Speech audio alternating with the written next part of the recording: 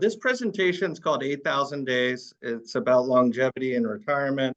And Keith, I'm going to give you the reins. Just as we said, I mean, retirement's often talked about as an end, the end of one's career, the last stage of one's life, the end game. You might have been focused on how to prepare for retirement, but it's not the final goal. It's not one full chapter. There's more to it. So some of the things that we'll talk about today are 8,000 days, what that means, the 4 phases of retirement, and preparing for your 8,000 day retirement.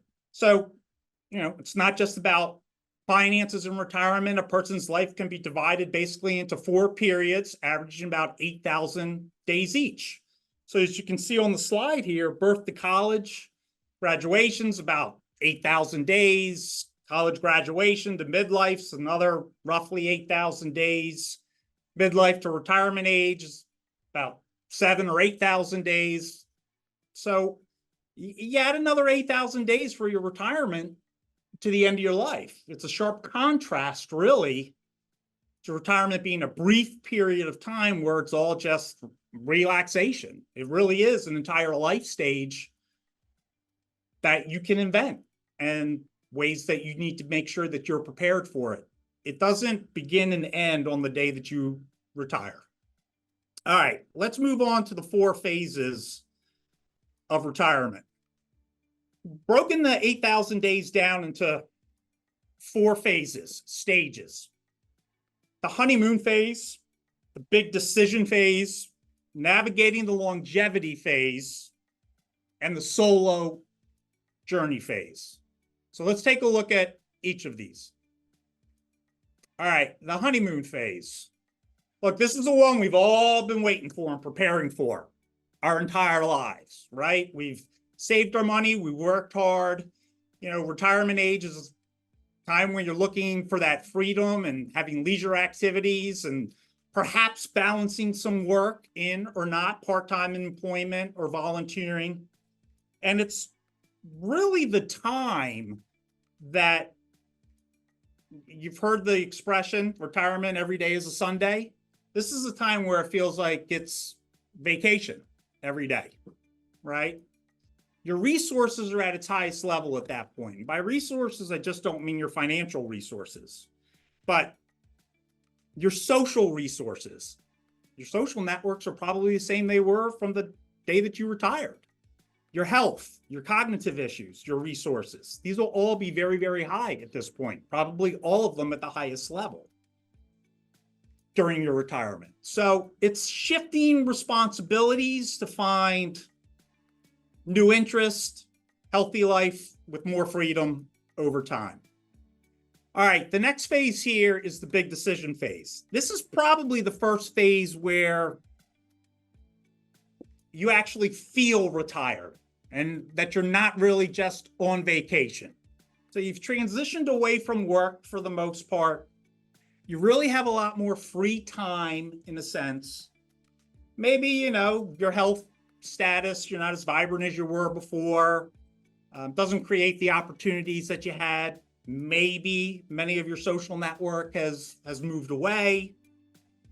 It's the first time you really start to feel this transition. Okay, third stage, navigating the longevity phase. Now, this is probably the most difficult stage of retirement. The honeymoon phase is probably the most difficult phase. The first 2 phases are probably the most difficult phases when you look at your life as a whole, because it's a big change.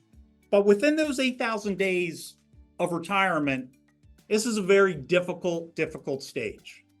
So this is the time really where medical appointments, management, mobility challenges, these things start to creep in a little bit, right?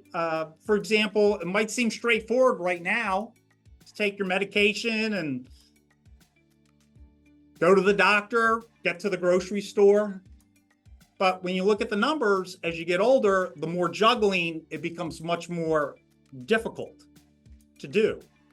So due to these changes, individually or as a couple, your social well-being may change. Fewer opportunities to be with friends and family. Your friends may be dealing with the same types of issues. So complexities may arise in your living standards, your living quality. So you want to make sure that this is really the time that you're looking forward and asking yourself and your family the tough and uncomfortable questions and conversations. It's time to discuss, if you haven't already, your financial situation with your family, what your wishes are. All right, let's go into the fourth stage here, the solo journey. The solo journey, it can come on very quickly and abruptly, as many of us have probably seen, through serious illness, disability, death of a spouse, even divorce, candidly. We've seen the numbers of what they call gray divorce increase significantly.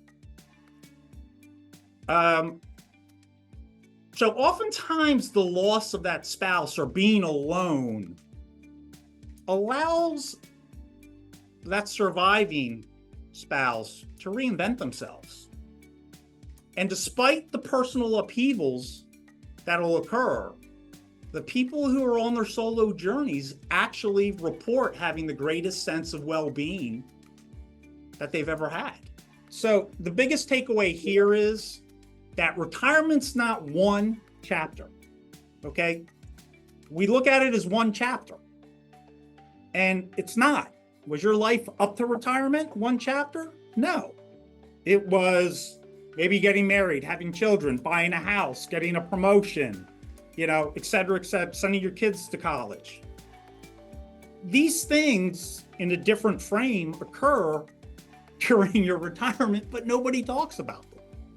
So you've got to be prepared for them, and ignoring them can have a substantial impact on your well-being. We've got lots of resources available to us as well.